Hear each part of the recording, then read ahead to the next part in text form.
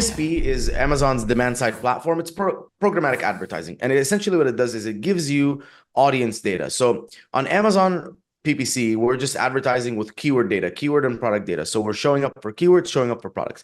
In this case, we're showing up for audiences, for people. So Amazon says you can choose the audience that you want. You can choose where to advertise. So it could be on Amazon.com, this desktop, mobile, mobile app, or you can do publisher sites. Here's who you can target, here's where you can target them, and then here's what you can show them, right? Which is either like a custom creative, or in my case, what I like to do is use responsive e-commerce, which basically think of it like a sponsored display campaign, because it looks way more natural than a custom image. Like I'm sure you guys have seen on Amazon sometimes like Amex, like an Amex ads and stuff like that. That one you're like, oh, this is an Amex ad. Like I already know there's an ad. I don't want to look at it. Versus when you see a product and it looks exactly like a main image, reviews and star rating, price, you're like, oh, interesting. Like, let me click on that because it looks a lot more natural. So with Amazon DSP, we're able to target people based on what they've done. The two actions mainly are if they've viewed a product and if they've purchased a product.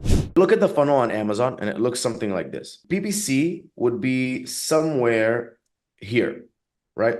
So this is PPC and this is warm traffic. So this is people that are seeing your listing in the search results up here, right? And then they're making it into your listing down here, and then they're eventually converting. That's essentially the funnel on PPC. Now, what about people who have never seen your listing, right? So think of this case. Think of, for me, for example, Liquid IV or LMNT. Liquid IV and LMNT spend millions of dollars a month advertising to customers off of Amazon. And all of those customers go to the Liquid IV and LMNT page. What happens if I can take that audience and put it into my funnel and make them at least see my listing, and then some of them, are going to click on it, and I'm going to get way more people down here, right? And so that's the power of DSP. I can create an audience that targets people who viewed LMNT but have not purchased LMNT and have never viewed my product. So it's a fresh audience, and I can start pouring from LMNT, and I can start pouring from Liquid IV and all these other brands where people have seen their products, they've never seen my product, and they've never purchased any one of our products. So they're still on the market, right? And so that's the power of DSP at the top of the funnel. And that's how enterprise brands actually get to grow and grow and grow their brands. At the bottom of the funnel, PPC is great because like if someone makes it to your listing, they either buy or they don't. But what happens to the people that don't buy? Right here with DSP, you can do retargeting. You can essentially target everyone who's viewed your listing but never purchased and start following them around Amazon and keep showing them the ad. Now, we know the studies show that as people see your ad more and more and more, I think it was like something like 7 or something times, they're more likely to convert than if they just see it once. And so that's why using DSP, a lot of those bigger brands will follow their customers around until they make sure that they have converted or just, for sure are not interested. And then there's something for consumable products that's even better right at the bottom down here. And I like to call it a loyalty funnel. So what a loyalty funnel is it takes people who have purchased your product in the last year. So, in the last 365 days, they've purchased my product, but they haven't repurchased my product or any of my competitors' products in the last 60 days. So in the last 60 days, they haven't purchased anyone's product. So they must be out of product, and they purchased me in the last year. So let me start, re-engaging them and try to get them back into my funnel, right? Back into my funnel up here so they can start seeing me and go down that funnel. And so that's what I call a loyalty funnel. It's the warmest because it's people who actually already purchased from me.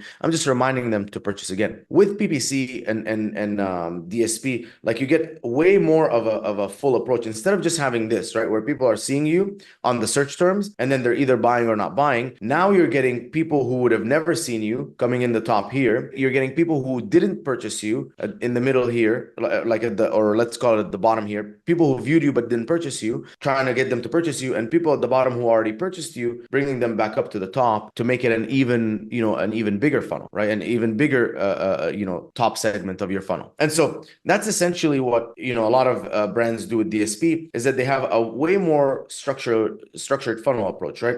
Now let me just go a little bit deeper here, right? If we said PPC is here, we're not just targeting like this cold audience, we're targeting competitor audience right here. This competitor, I'm just gonna say competitor audience right here, and then we can target complementary products, right? So complements. So we're targeting people who have purchased a complementary product, but haven't purchased our product or any of our competitors' products. We're actually adding another segment here. And then we can go all the way up to contextual. So these are people who, based on their behaviors, look like they would be interested in our product, but aren't actually shopping for it. You know what I mean? And this is fully based on, we can call it like Amazon's auto DSP campaign, right? Contextual. And then we have retargeting. There's one more here that I didn't mention, right? And it's cross-selling. So obviously bigger brands, they have bigger catalogs.